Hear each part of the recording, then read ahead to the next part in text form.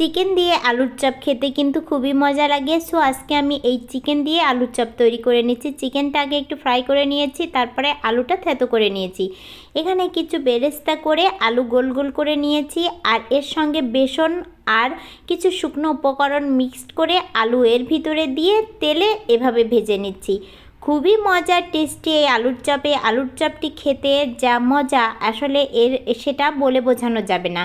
Chicken দিয়ে আলুর chop তৈরি করলে কিন্তু টেস্টটা আরও বেশি হয়। এরপরে আমি চলে যাব আমার দ্বিতীয় প্রণালীতে। এখন আমি এখানে কিছু বেগুনি তৈরি করে নিব। বেগুনিগুলা আমি বেসনে গড়িয়ে নিয়েছি, নেওয়ার পরে তেলটা গরম হয়ে আসলে তেলের ভিতরে দিয়ে নিচ্ছি। আজকে আমি প্রতিদিনের যে ইফতারিতে আইটেমগুলো তৈরি করি সেটাই একটু একটু করে ভিডিও করে শেয়ার করব। সেটা হচ্ছে আজকে আমি আলুর চপ তৈরি করেছি, বেগুনি তৈরি করছি, আর হচ্ছে তৈরি করব পেঁয়াজু। মুচমুচে পাকোড়া পেঁয়াজু এগুলো খেতে কিন্তু খুবই ভালো লাগে।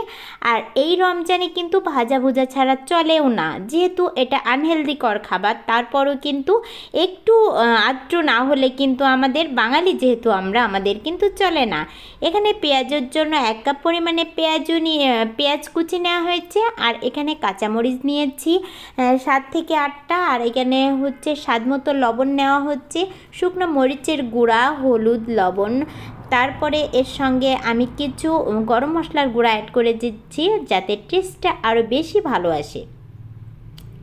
তারপরে খুব হাত দিয়ে আলতোভাবে মেখে নিচ্ছি। মাখার পরে এর থেকে যে একটু পানি পানি রস বের হবে, এটা দিয়েই কিন্তু অনেকটা পানি বের হবে। এর থেকে আমি এখন ডাল বাটা দিয়ে নিচ্ছি। এখানে মুসুরের ডাল নিয়েছি। আসলে আমি যেটা শুনেছি যে এখানে যদি খেসারির ডাল নেওয়া হয় সেক্ষেত্রে কিন্তু গ্যাস্ট্রিকের সমস্যাটা কম হয়।